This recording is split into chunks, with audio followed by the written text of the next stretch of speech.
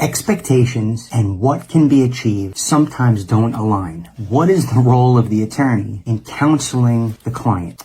So it depends on the situation. And a client may come in and say, I don't want the other parent to have overnight visits or significant visits, or I don't want the other grandparents to see the children. Well, why is that the case? What are your factual circumstances? How can we achieve some other end? So you don't want the other parent to see the child or to have overnight visits. And maybe that parent doesn't want to have overnight visits. Perfect. We are now in alignment. But if that parent wants visits, well, what facts or evidence or circumstances do we have on our side to demonstrate why? The person is an alcoholic, the person is a drinker, the person has a bad temper, the person has an unlicensed firearm in the home, drug user, erratic, bad behavior. We need some fact. It can't just be that you are upset with the other person. You can't get along, but maybe it is that the person is violent, or maybe there's been domestic violence. Even then, it might be, is the person bad towards you, inappropriate towards you, god-awful towards you, but then loving and caring with the child?